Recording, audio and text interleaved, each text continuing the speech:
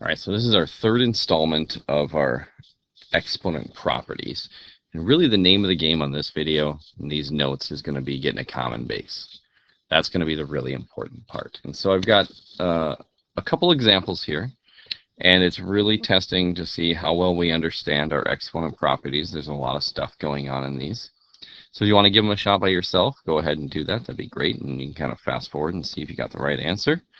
Otherwise, if you just want to watch and follow along, we can do that too.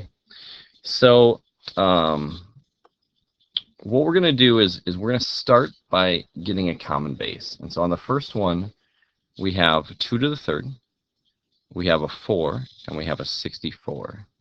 And so all of those are powers of 2.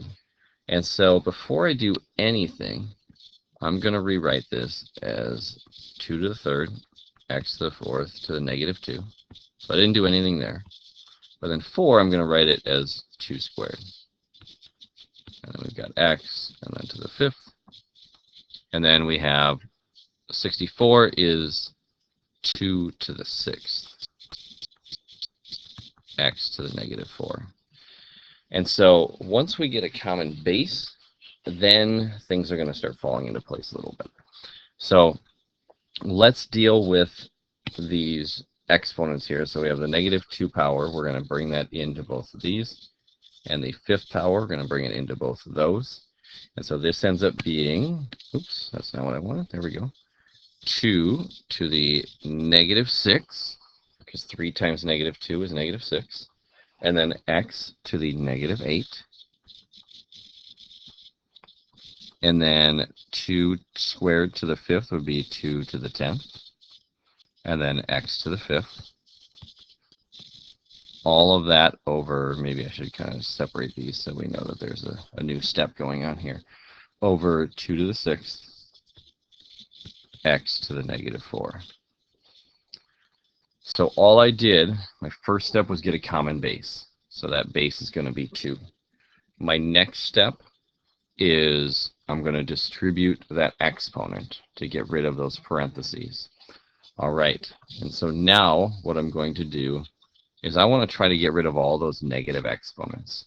And so wherever I see a negative exponent, come on, right here, 2 to the negative 6, x to the negative 8, and x to the negative 4. To get rid of that negative exponent, I'm going to flip those things. And so these 2 on top are going to come to the bottom, and this one on the bottom is going to go up to the top. And so this ends up being, if I rewrite it, we'll write this 2 to the negative 6 on the bottom. So that's going to be, let's see, let's delineate here. We'd have 2 to the 6th, and then x to the positive 8. So that negative 8 goes to the bottom. So then we just rewrite the other 2 to the 6th on the bottom. So I've basically taken care of those 3 things. And then I have 2 to the 10th on top, x to the 5th, and then x to the 4th.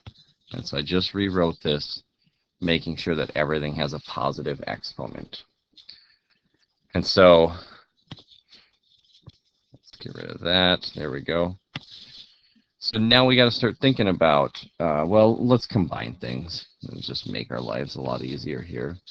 So next step, we've got 2 to the 10th on top. X to the 5th and x to the 4th is going to be x to the 9th. And then on the bottom, we have 2 to the 6th and 2 to the 6th. That's going to be 2 to the 12th. And then x to the 8th.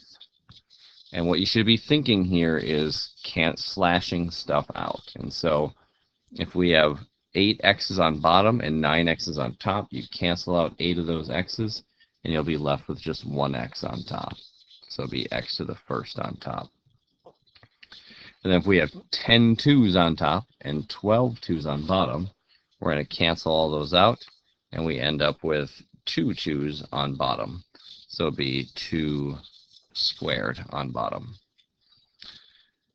And so the other thing that we did is we are basically using the exponent rules, and so you're subtracting the exponents. And so 9 minus 8 is 1, 10 minus 12 is negative 2, and since it's negative, it would go on the bottom.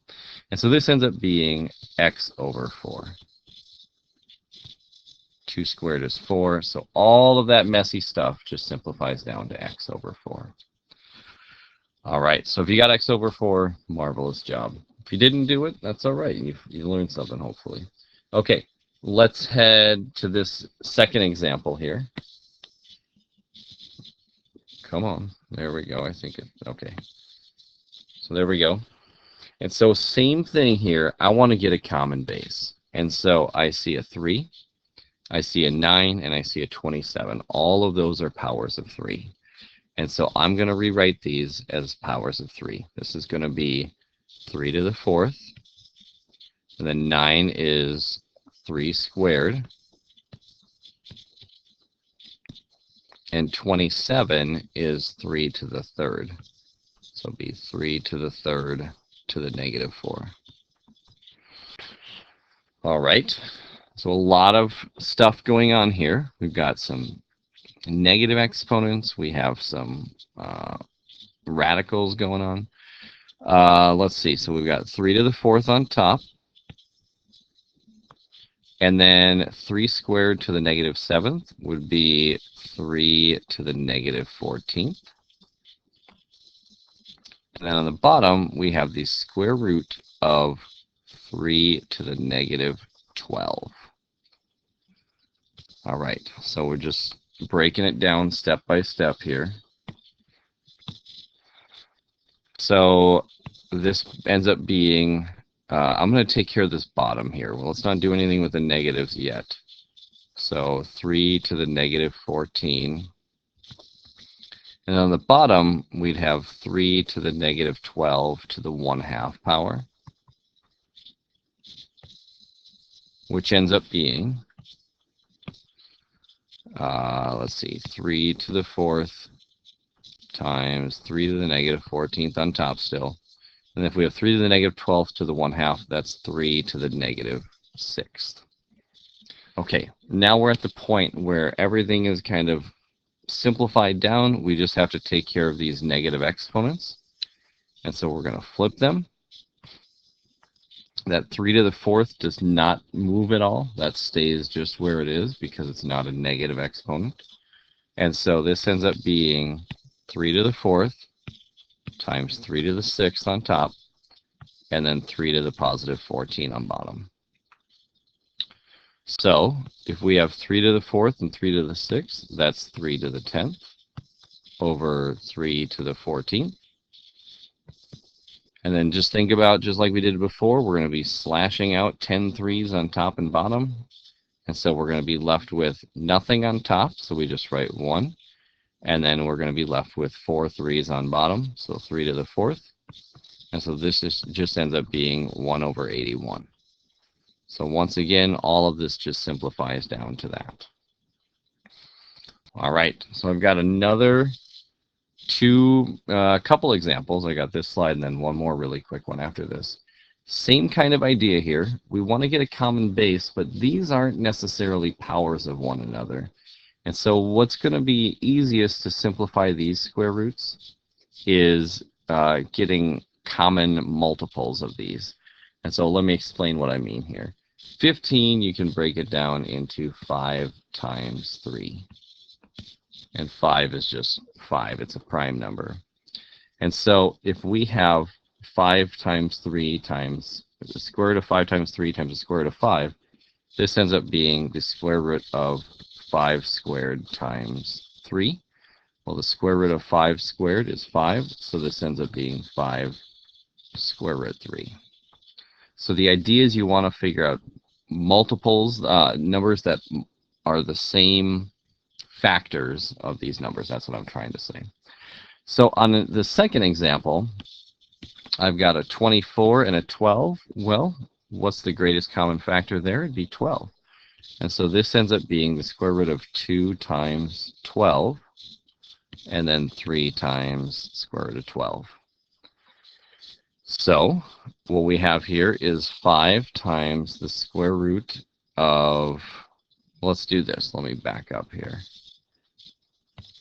There we go. We'll do 5 times 3, so we can multiply these two things together. That's going to be 15. And then the square root, we're going to have 2 times 12 times 12, which is 12 squared. The square root of 12 squared is just 12, so we have 15 times 12 times the square root of 2. And 15 times 12 is 180, so this just breaks down to 180 root 2. So the idea is find factors that are the same in both things under the square root, and you can essentially pull those out. All right, last thing then for this video is what if we want to write these instead of using fraction exponents, we're going to write them with a root or a radical. And so one thing that we need to understand is if there's a 3 in the bottom here, that tells me that it's going to be the cube root. And so then the number on top of the fraction just tells me what power. So it'd be p squared, q to the first. If you want to write first, you can. If you just want to write q, that's fine. And then r to the fourth. So this is technically a-okay. You can leave it like this. Or you can rewrite, you can take an r out because you have this 4 is bigger than that. And so you could pull one of those r's out. And so it'd be r cube root of p squared q to the first and then r to the first. Same thing, depending on how your teacher wants it written. I would say probably the second one is more desirable for most teachers. It did say write using a single radical, so you might be looking at the first one as well. The next example, it says 16x to the 1/4, y to the 1/2. So the problem here is they have the different denominator on these fractions, but that's fairly easily fixable. We can get a common denominator here, so this would be 1/4 and then y to the 2/4. 1/2 is just 2/4. And so the 16 we don't have to put under the radical because it doesn't have a fraction exponent. But the other stuff, we're going to do that. So it'd be the 4th root, because that's what's on the bottom.